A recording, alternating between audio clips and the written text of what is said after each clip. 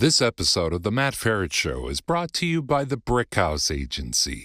Brickhouse is a boutique independent health insurance agency that focuses on finding the right Medicare coverage for folks across the country. Matt's wife, Nikki, is the heart behind Brickhouse.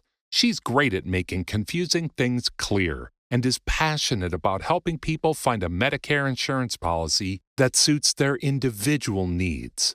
To schedule a free one-on-one appointment with Nikki or a member of her team, head on over to brickhouseagency.com or simply call 844-844-6565 and someone will help you schedule a phone call or a Zoom meeting. The consultation is free because the insurance companies pay Brickhouse, not you. There's never any pressure or obligation to enroll. Your clearer, simpler Medicare journey is just a call or click away. BrickhouseAgency.com. Not affiliated with or endorsed by the government or federal Medicare program. Contacting Brickhouse Agency, LLC will direct you to a licensed insurance agent. Hello everyone, this is Matt Feret, author of Prepare for Medicare and Prepare for Social Security Insiders Guidebooks and online course training series.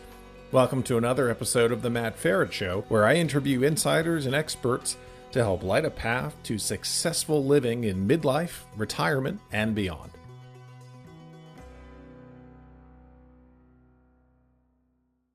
Julieanna, welcome to the show.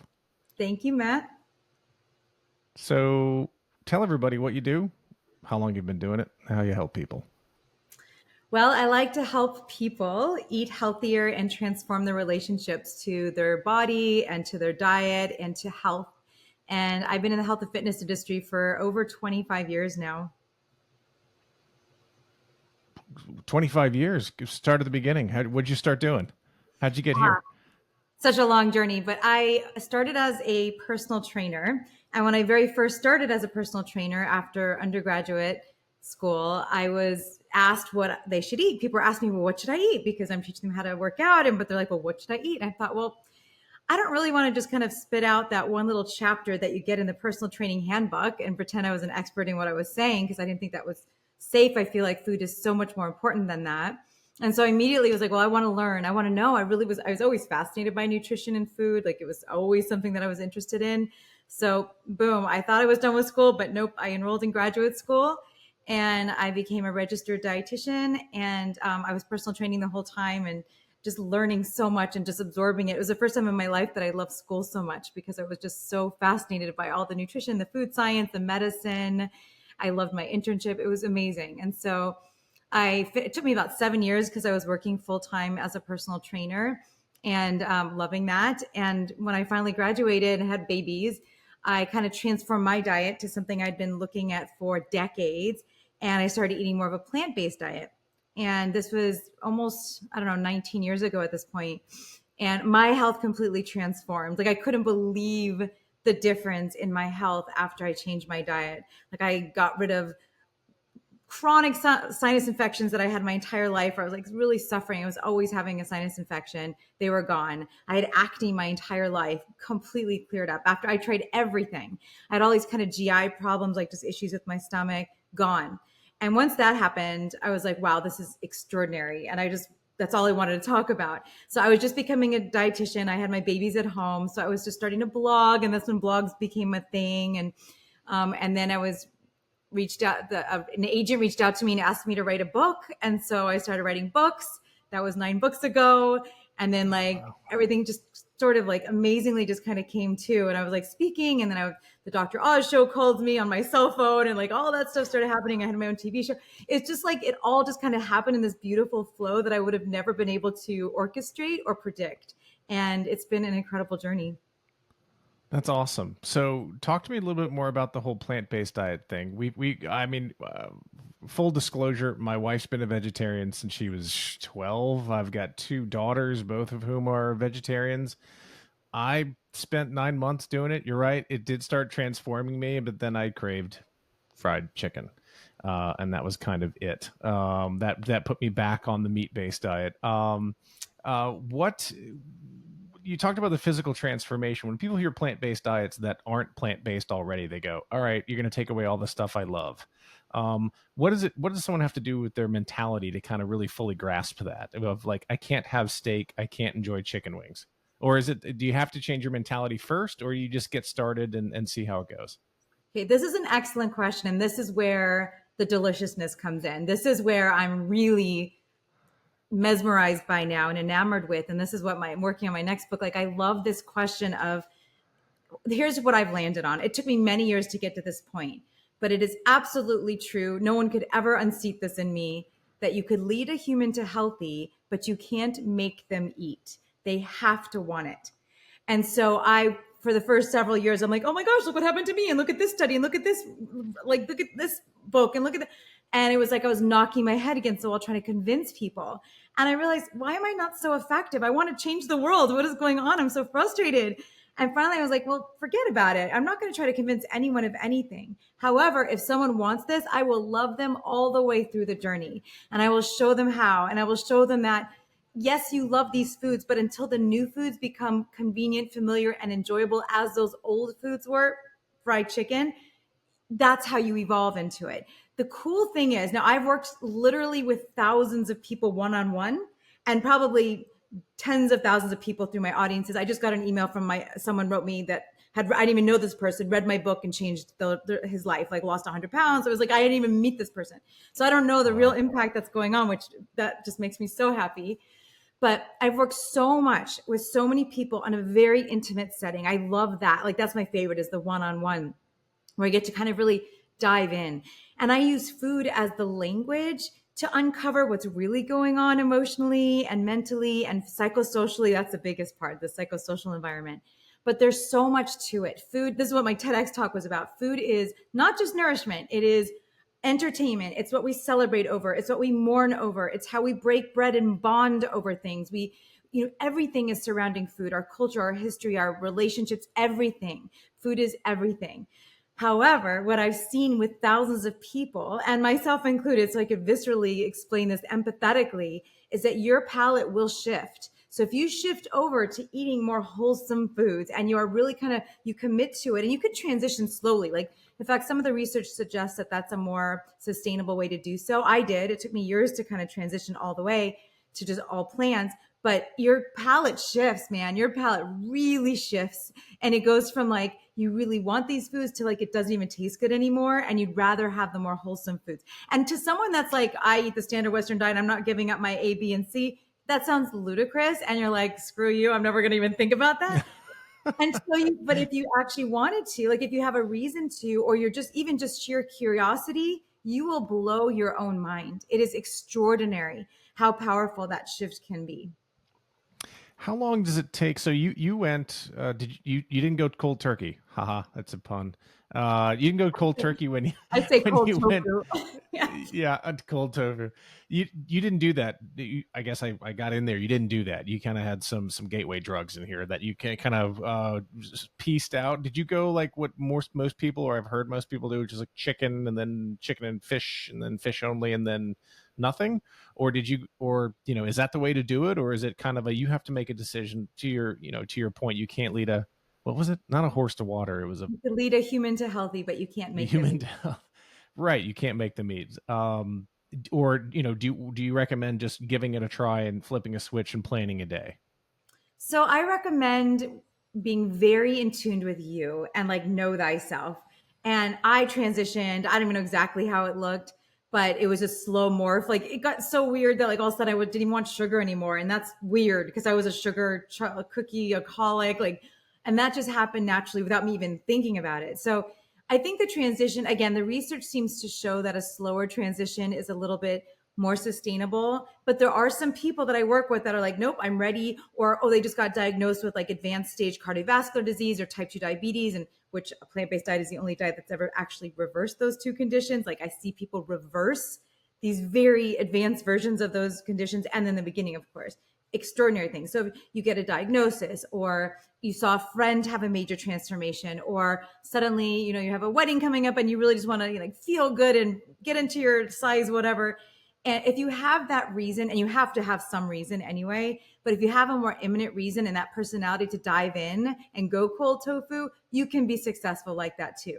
As long as you want it, you can do it. So the other thing, the most important advice I would say to anyone that's even thinking about changing their diet in any way is, first, you have to want it. And second, don't be so hard on yourself, because there is no such thing as perfect. And aiming for perfection will never get you where you want to go. It's the small successes that will lead to ultimately your long-term success.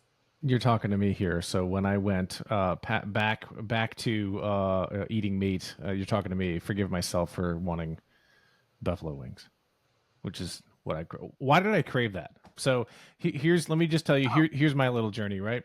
My wife's been vegetarian for a long time, and ovo-lacto. So she does cheese, eggs, byproducts, right? Not vegan. Basically not eating flesh. And my whole life, I worked out, run. And then of course, as you age, it gets harder. I sit at a desk most of the day. And yeah, you work out, but the calories in versus the expenditure out, time passes and weight comes on. And so I've always kind of been like this, I know the health benefits. I've read all about them and I've seen what she eats. It's good. It's not bad, but gosh, how am I going to do this? Because I really enjoy enjoy steak once a month. I know it's trash food, but I really enjoy buffalo wings, especially it has something to do with the college football season. It's just something that's there that I'm associating with how I used to be, and that there's that crave there. So when you say like be kind to yourself, folks like me who have done it or tried it, but then I don't know, I guess the word cheat's negative, or I go back. How should I think about? Because now it's almost like well, I don't know. I've turned that switch back on, right? My palate has gone back to, my palate for fried chicken wings never left, but for other things it did. So will my palate turn back? Is it now primed to turn back to vegetarianism easier? How about this kind of yo-yoing back and forth? Any different approaches there? Yeah, because I really want to get away from any black and white approaches anyway. So it's more Okay. like, I really believe in radical self-compassion and like knowing that we are human. And like you're saying, like I said, food is everything, right? So you associate football with chicken wings, or you associate, red meat with whatever. And it's like, it's an association. So you build new associations, and it's not black and white. It's not like, oh, I have chicken wings, it's all over. But remember that those foods are hyper palatable. So they light up the brain and release dopamine in very high doses. So, sugary, fatty, salty, floury foods, especially when they're all together, like something like a hot wing or something, lights up your brain. It's like a drug-like effect, a more benign version of it, but it's definitely a drug-like opiate effect, and your brain releases dopamine. So there's a biochemical reaction to this. So you're human. You are human. And what I like to say is we live in this, I call it the modern day trifecta of overabundance. Okay. So we are biologically primed. Our brain stem is primed to take in as much calorie when we are in front of it to survive in times of scarcity. But the second piece to this trifecta is there is no scarcity anymore. We are living in unparalleled times where we have access to food 24/7 everywhere we go, ubiquitously. Like pretty much we have more overnutrition around the world now than undernutrition for the first time. So we have access. That's the second part. The third piece to that trifecta is that it's absolutely normalized. Everyone's eating chicken wings and watching the game. Everyone's eating steak, at dinner. It's so normal. In fact, I'm the odd person out when I'm like, no, I'm not going to have dessert, not in the mood, or yeah, I don't want to eat that. Like I'm weird. And I have to stand, honestly, that's the hardest part. It's because I know I don't want it, but everyone has an opinion because everyone eats. So everyone has an opinion and everyone wants to convince you and everyone wants to lure you in. Everyone's got all these ideas about food, and no one's afraid to tell you what to do with your food, which drives me crazy, by the way, because you're so right. You're exactly right. I can't tell you how many times when I was doing this, I did it for 9 months. I was like, are you still doing that? Like, what do you mean? Are you still eating meat? Why do I have to defend? I'm giving it a try. I'm trying to get healthy, and I did lose weight, and I did feel better. My skin cleared up. It's just chicken wings are tasty. But so you have your chicken wings, but then the next day you're eating healthy again. Yeah, that's it. And the other thing, what I've noticed now, again, working with thousands of people, and I've tracked thousands of people's weight loss. I've tracked their food journals over years, right? So it's so fun. So it's so fun to see what people eat. I love that. And just to talk about this stuff because it's so deep seated, right? And it's so social and interesting and psychologically interesting. But it takes a full on week to get over one of those dopamine hits, meaning you have one hit of chicken wings, you're going to be hungrier and crave stuff that's like a chicken wing for a good solid week, even if you're not eating anything like that. It's crazy how powerful it is. So you just have to be like, well, I call it a day of deliciousness. So you know you're going to be watching the game, you know you're going to be with your buddies, and you really want to have chicken wings. So you say, okay, next Saturday is that, or Sunday football, you're going to be eating these wings. So the rest of the week you're eating super healthy. You look forward to it. There's no guilt or shame or regret involved because you're planning this. It's intentional. It's about being intentional. Then you go and you're eating your wings and you enjoy every single morsel of it. And you don't take a minute away from the game and actually taste them and feel them and smell them and enjoy them and see the grease on your hands, the whole experience. And knowing that tomorrow you're not going to have them again. It's okay. It's just right now. Then there's no guilt, shame, or regret associated with it. It's just this delicious enjoyment, pleasure. And then you can enjoy being healthy again because of all the benefits. And then you get all of the best of both worlds. I used the phrase gateway drugs, and I used it loosely as a joke, but it is a joke because there are gateway drugs out there to vegetarianism now, and this is all the smells, walks, talks, feels, cooks like meat products out there right now that are in your grocer's freezer and in your refrigerator, and those sound great. And Burger King had I don't even know if I got the brand name. They had a Beyond Burger or whatever brand that was, right? 45% less fat. In that sense, it's great. Wow, we can make sausage and ground beef, and it almost tastes like the real thing. And then all of a sudden, you read it's still processed. Well, but it's pea protein and other things. It's all vegetarian. Yeah, but it's still processed. It's got coconut oil in it. Yeah. Do you know how much fat's in that? What's your take on the whole, these are gateway meat substitutes? Are they really kind of gateway drugs to get a guy like me who really obviously enjoys his carnivore habits away from that? And then you got to get away from it? Or are these things kind of okay and fine, and all this stuff about being over processed or processed versus natural overblown? I have a lot to say about this. And as going through this for 20 years and watching this industry unfold, a lot of the people that are animal rights activists based vegan, they are celebrating this. And for that aspect, yes, you're saving animals and the environment in a lot of ways, which is absolutely incredible and very important. And I'm very passionate about that. However, I also want to save humans. And while they're marginally better, they are marginally better, even though they're quote unquote processed, everything's processed, but they're marginally better, but they still have the saturated fat. They still have certain things. They are still very similar nutritionally as the animal-based versions, which is what we're trying to get away from. So are they okay? Yeah, you could transition them, but you still need to shift the palate. That's not going to help you shift the palate. And here's what's happened now. In the last 10 years, I have seen vegans come to me with the same health issues as the omnivores. And every time I look at their food journals, they're dominated by these products because now it's like anything you could eat, I could eat vegan. Cookies, candies, ice cream, shakes, burgers, sausage, everything is vegan now. You can get that all vegan. That's not shifting your palate. That's not shifting your diet, and it's not super healthy. So again, I want people to eat a diet based on vegetables, fruits, whole grains, legumes, mushrooms, nuts, seeds, herbs, and spices in infinite tasty combinations.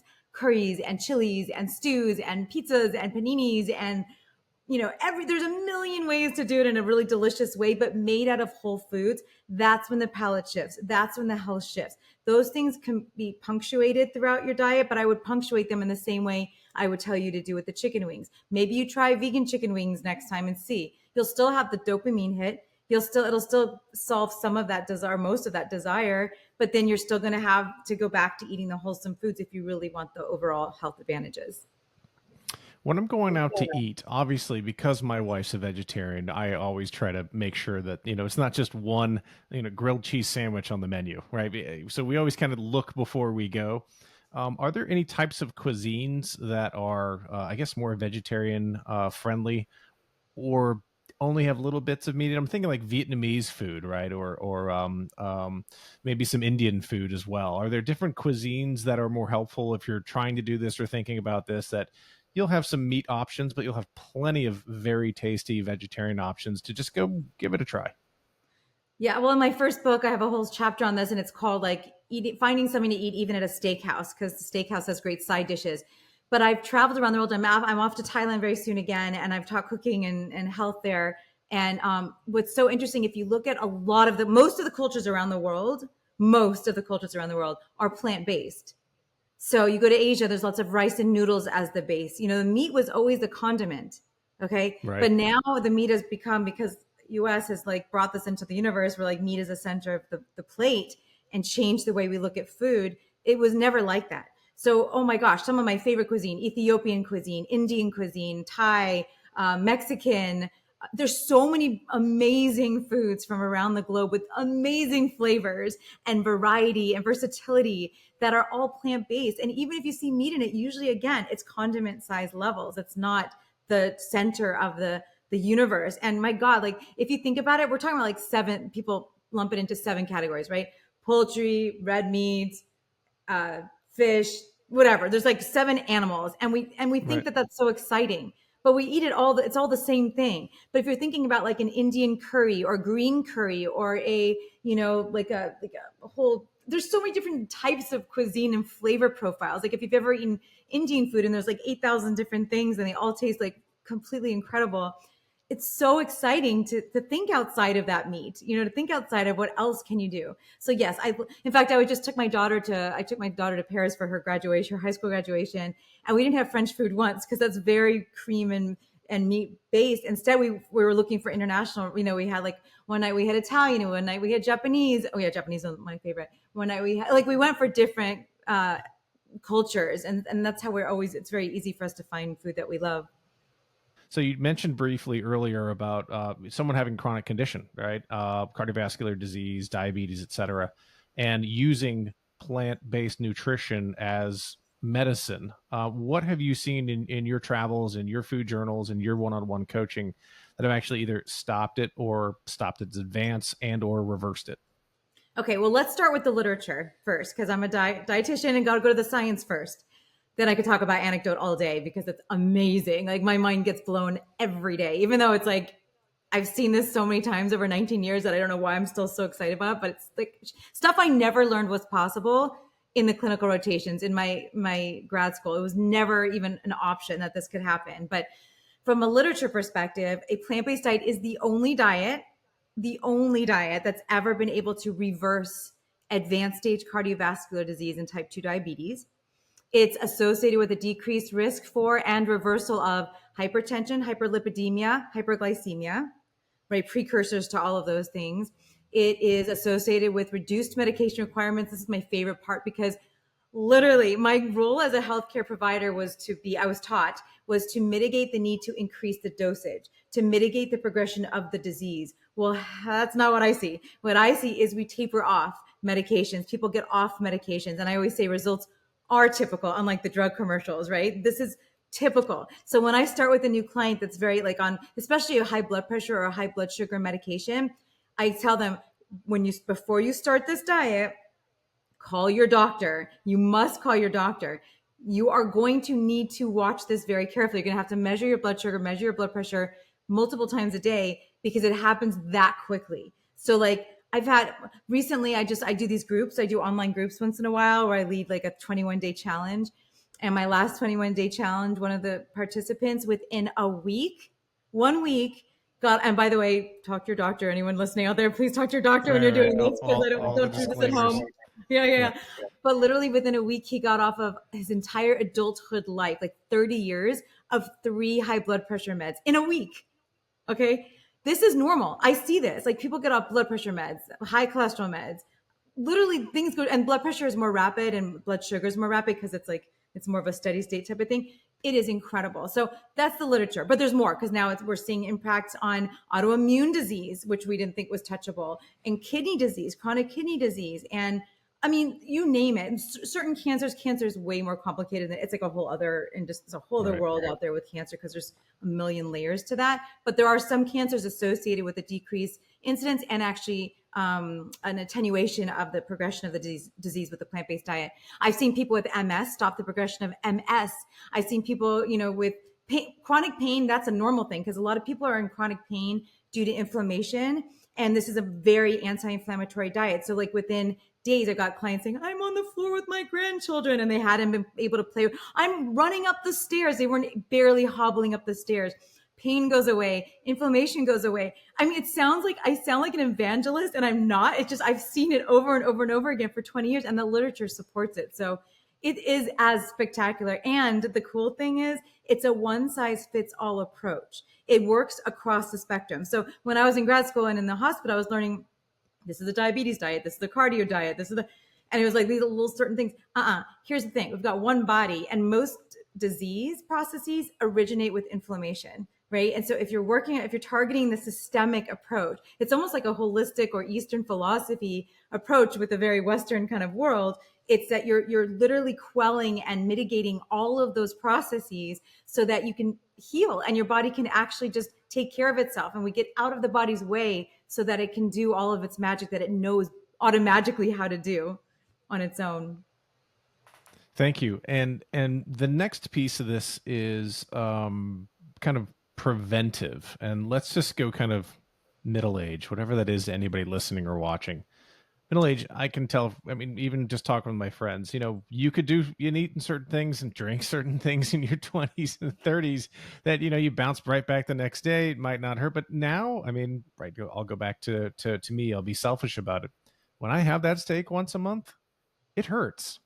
It feels great going down. It's very, very tasty, but then it hits my stomach and my body's going, whoa, we don't like this anymore.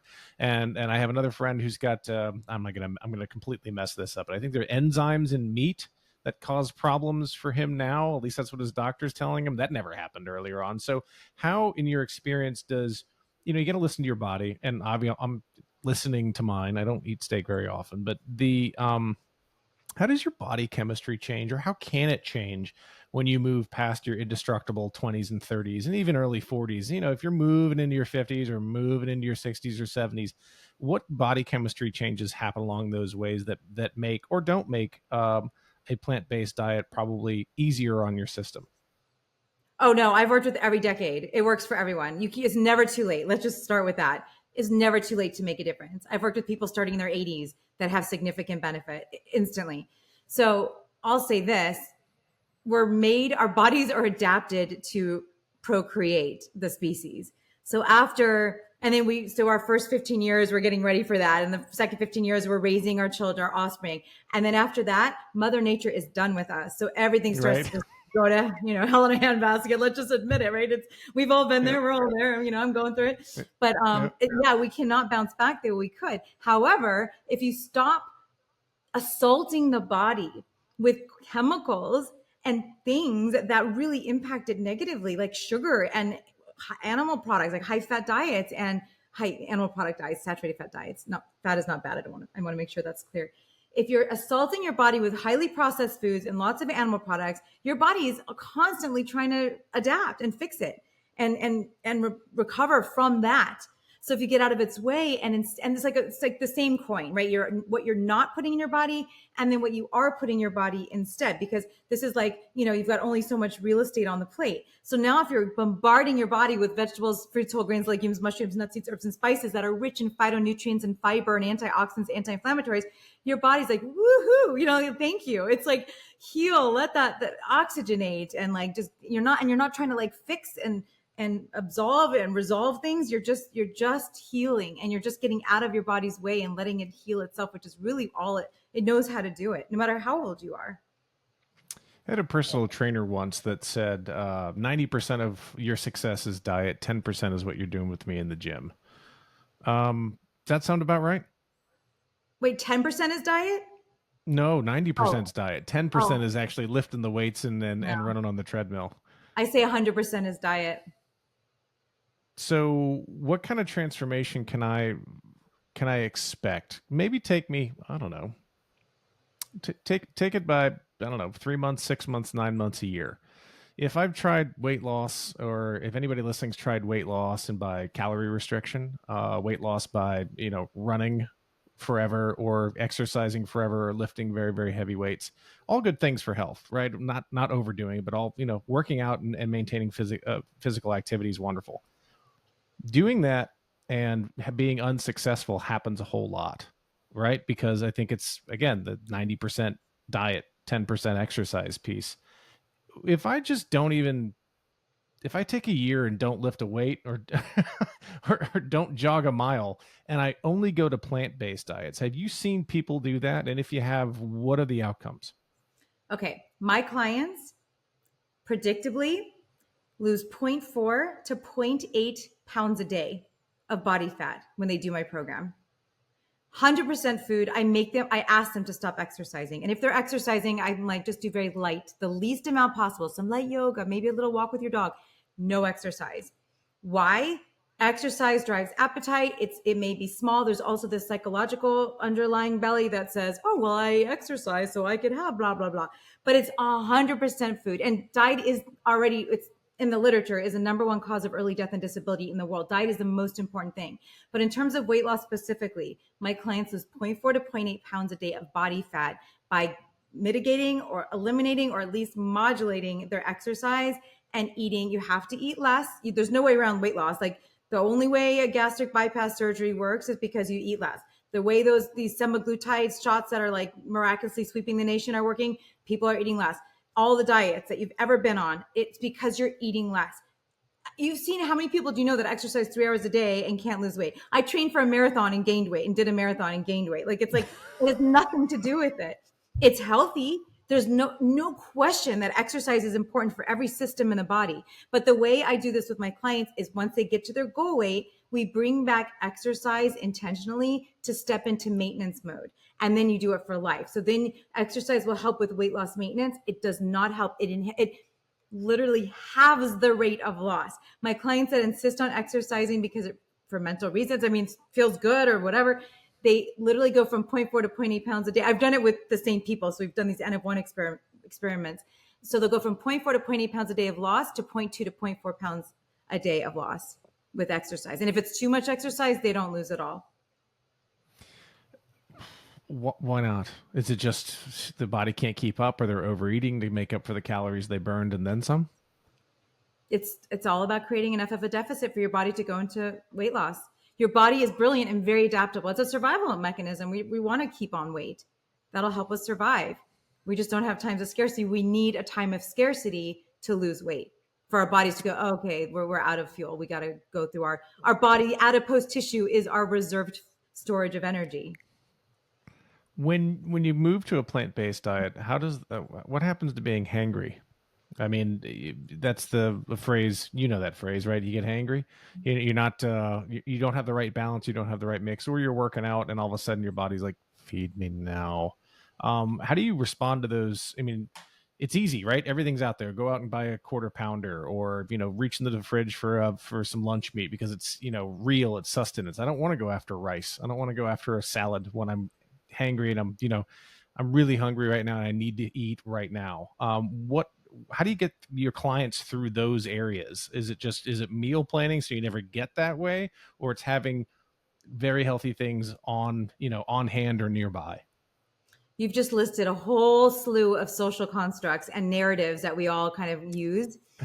But the truth is that we are very meticulously surviving and living on a circadian clock tied into the sun, the ocean, everything, our other organisms. We are very tied into this clock. And at one time of the day, we release a lot of cortisol to wake up and have heat. And by the end of the day, we release melatonin. Our bodies are on a clock. Okay. That said, you can train your circadian clock in your advantage. So my clients, I have them eat at the same times every day.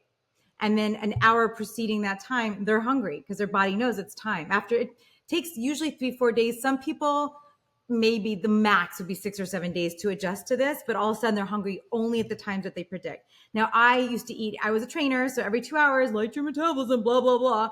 I love to eat once a day, and I don't even want to eat the rest of the day. And I trained myself. I didn't know that was possible. If you would have told me this 10 years ago, I would have thought that was insane. I prefer to eat one big meal a day, sometimes 2 medium meals, but I've trained my body to get used to that. And I've seen this again with all my clients. It's like, if you eat at the same time every day, your body gets used to it and you're not hangry, and you time it accordingly. So you make it so the least amount of friction in your life possible. Like if you and your family eat at dinner together at 7:00, then that's set in. So then what's your other meal going to be, and what's going to work 7 days a week? But you can absolutely train your circadian clock to work in your in your best service, like to actually help you achieve your goals and do what you're trying to do. There are a lot of iWatches and Garmin's and fill in the blank of all the brands of the watch. Yeah. Yeah, exactly. Right. Hey, stand up. Okay.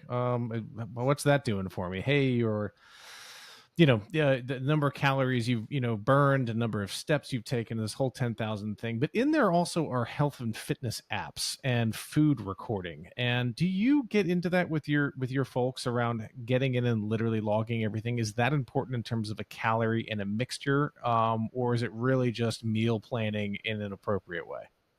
So I'm a dietitian. That's very odd. I don't count, calculate, measure away. I refuse.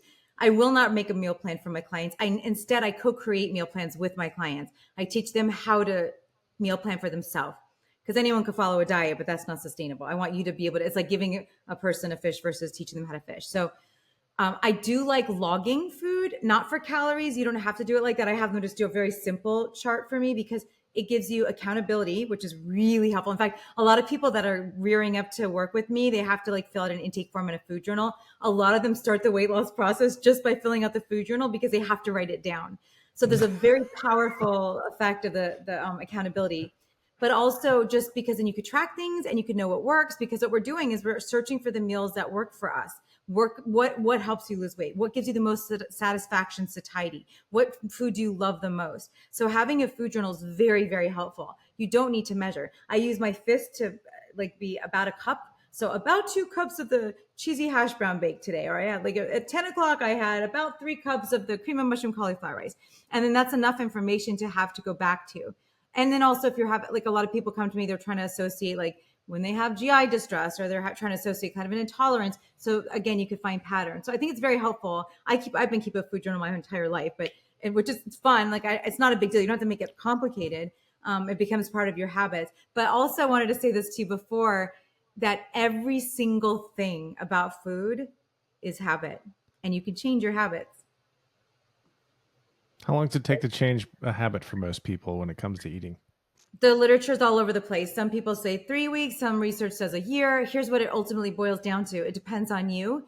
The more you do it, the more consistent you are, the more days you have behind you doing the same thing, the more automatized it becomes.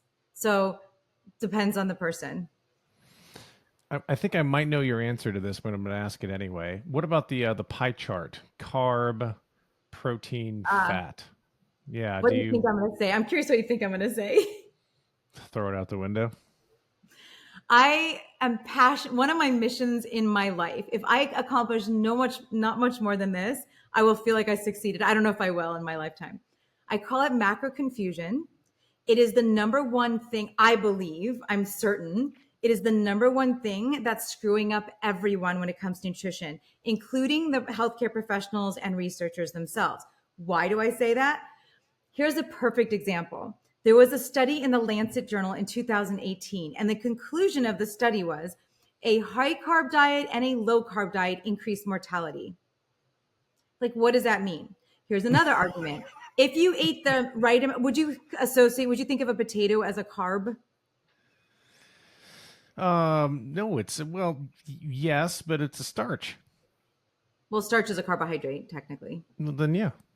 Okay, so if you had enough potatoes to meet your calorie needs in a day, you would get the right amount of amino acids.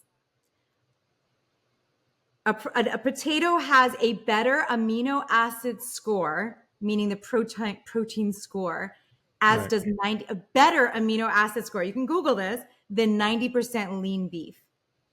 So it's not a carbohydrate. And then here's another little conundrum. If you look at any food, right? There is no such thing as a carb, like a carb food would be sugar. Pure fat is oil. Pure protein may be protein powder. Every other food is some combination. So what they do in these research studies, which is the fatal flaw, is that they associate, like they count carbs. So it'll be like a lentil stew will be the same as a sugary breakfast cereal in terms of carbohydrate content. In my last book, The Choose You Now Diet, I should pull it out because it's so cool. This a chart. I compared like a donut to I don't remember what it was, but it was like a potato, and like it was all based on the carbohydrate. But one is high in fiber, and one is low in refined sugars, and one is high in protein. And the other one is high in refined sugars. And it's like, it doesn't matter. You could have the same carbohydrates, isocaloric in terms of carbohydrates, or isomacronutrient, I should say, and it's going to interpret completely misleadingly in the literature. And that's why we'll never get it right if we keep doing this. Furthermore, I have so many arguments about this. Furthermore, some of the healthiest diets. Okay, let's take the Okinawan diet. This is probably one of the healthiest diets ever of all time. Very high carbohydrate, low fat. However, look at the fancy Mediterranean diet. I wrote a whole book of debunking this whole concept, not debunking, but explaining the Mediterranean diet. Very high in fat. How could you have two diets that are the healthiest diets on the world with completely different macronutrient ratios? Why? Because it doesn't matter. Macros don't matter. Eat vegetables, fruits, whole grains, legumes, mushrooms, nuts, seeds, herbs, and spices in infinite tasty combinations. If I told you eat a soup or a stew or a chili or, some chickpea pasta with marinara sauce, you know what that is. If I said to you, eat a low glycemic, high carbohydrate, low fat, moderate protein meal, what the heck does that, what do you even do with that information? Nobody, even a dietitian doesn't know what to make of that, Yeah. And make sure it's 33% fat and 33% carb and 33% protein, right? Because that's easy.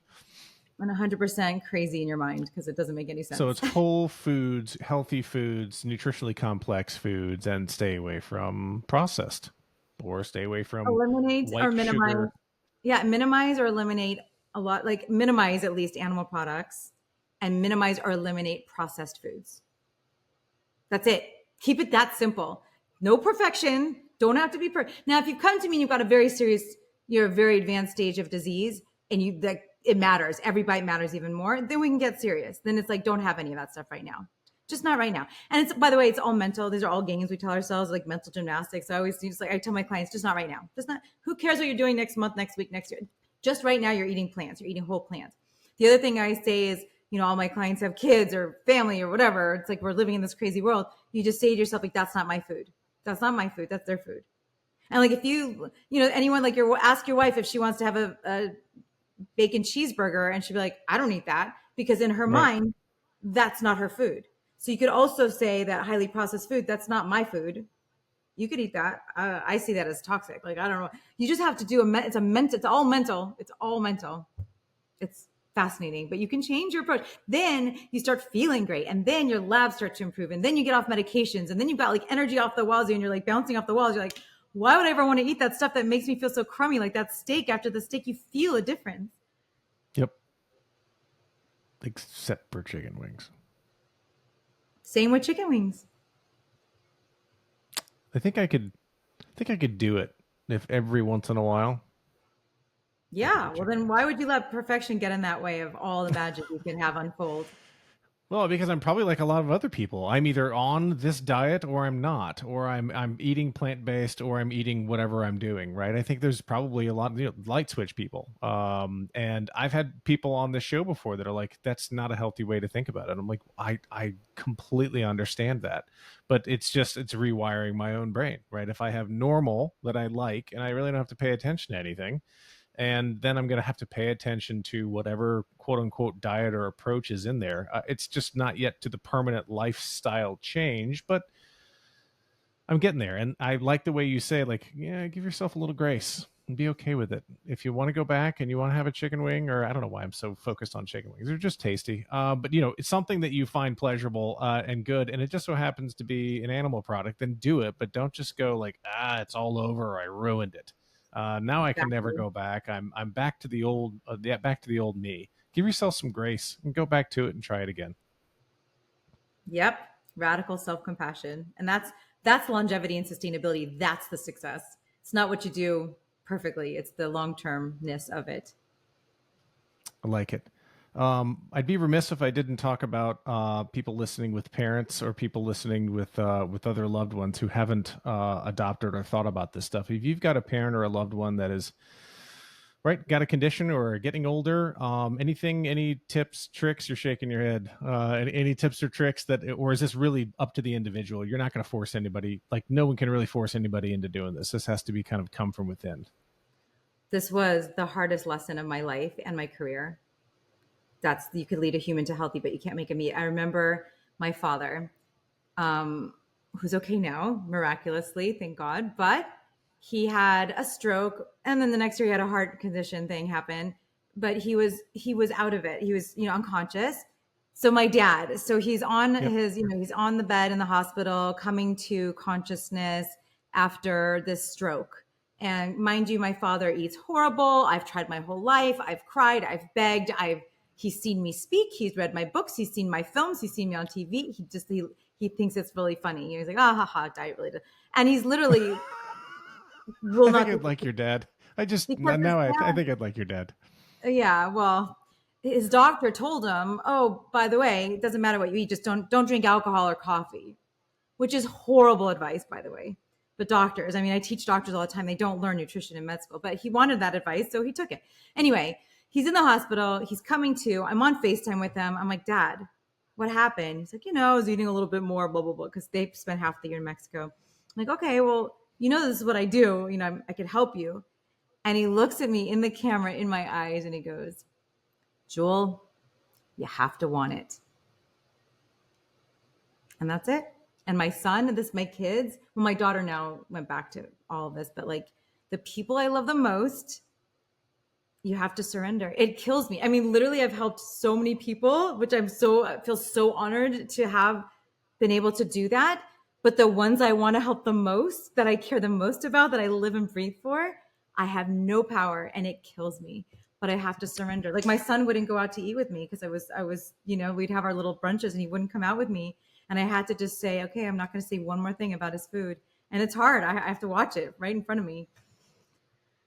Well, I think that sentiment could actually be dragged and dropped over a whole bunch of stuff between parents and children. I think what you said is probably everybody's listening, nodding, and then filling in the blank of what that means to them as well, right? Yep. But I have one little, yes, I have one. Here's what I say. I'm going to have one little silver lining. This is how I think of it. And I've seen this to be true. You could lead a human to healthy, but you can't make them eat. Nope, that's not it. That was my last one. Because of that, here's what I say. Be a lighthouse, not a tugboat. If you're a lighthouse, people will follow. If you're a tugboat, people will resist and rebel. And so be a lighthouse and do it yourself and role model what you want people to be. Be the change you wish to see in your loved ones. That's beautiful. Tell me what topics we didn't cover about plant-based diets and how to think about them and how to move into them or move back to them and the benefits. What questions about it did I not ask that I should have? I would say let's talk about how to transition. Like if someone's really curious, like if you're plant curious, where do you start? I would say this. First of all, forget perfection. Go to what's familiar. Most of us are creatures of habit. Most of us circle between like 1 to 2 different breakfasts, 3 to 4 different lunches, 5 to 6 different dinners in a week. That's it. You only need 10 new favorite recipes. So just find 10 new favorite recipes that you could rotate through. Start simple. The other thing is go back to what you're used to. We all grew up eating things plant-based. We just didn't think about it. Spaghetti, pasta primavera, spaghetti with marinara sauce, bean and rice burrito, or veggie sushi, or oatmeal or fruit salad or a salad with beans. There's so many things that we ate that was plant-based. We just didn't really kind of think about it like that. So go back to the familiar, because now what you want to do is find your new familiar, convenient and enjoyable foods that just happen to be all whole plants that you love. You have to love your food. Otherwise this will never last. So start with what you love and stay simple and don't beat yourself up. Get back on, be human. You're human. And if I get bored with those 10, find another 10 then, right?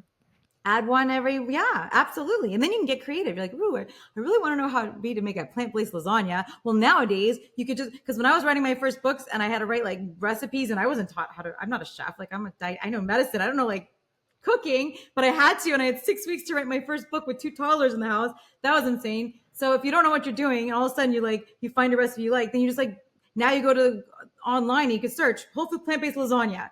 And there's 8,000 of them that pop up. So it's never been a better, easier time than now to experience this stuff. But be careful of those processed foods. They're all processed, whether they're plant or animal based. Julieanna, well, I can tell you've inspired me to go back. Now that I can forgive myself for eating chicken wings and enjoying them, I'm gonna give it. I'm gonna go give it a run. I'll do it right after this. I'll start. I want to go back and talk to my wife and go, all right, we're doing it again. Help me, support me. And remind me as well. Probably always need that little family support too if you've got it, right? if you've got it. But if you don't, you could still do it. But that's wonderful. I can't. Please let me know how it goes. I will. Julieanna, thanks so much for being on the show. Thank you so much, Matt. It was nice to talk to you. Same here.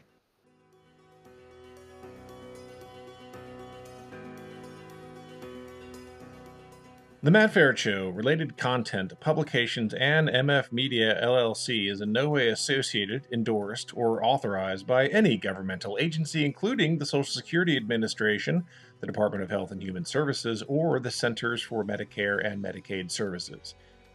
The Matt Feret Show is in no way associated with, authorized, approved, endorsed, nor in any way affiliated with any company, trademark names, or other marks mentioned or referenced in or on The Matt Feret Show.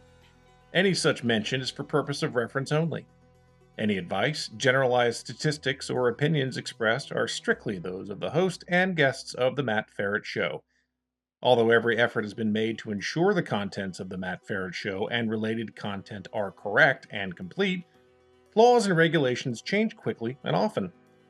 The ideas and opinions expressed on The Matt Feret Show aren't meant to replace the sage advice of healthcare, insurance, financial planning, accounting, or legal professionals. You are responsible for your financial decisions. It is your sole responsibility to independently evaluate the accuracy, correctness, or completeness of the content, services, and products of, and associated with, The Matt Feret Show, MF Media LLC, and any related content or publications. The thoughts and opinions expressed on The Matt Feret Show are those of the host and The Matt Feret Show guests only, and are not the thoughts and opinions of any current or former employer of the host or guests of The Matt Feret Show, nor is The Matt Feret Show made by, on behalf of, or endorsed or approved by any current or former employer of the host or guests of The Matt Feret Show.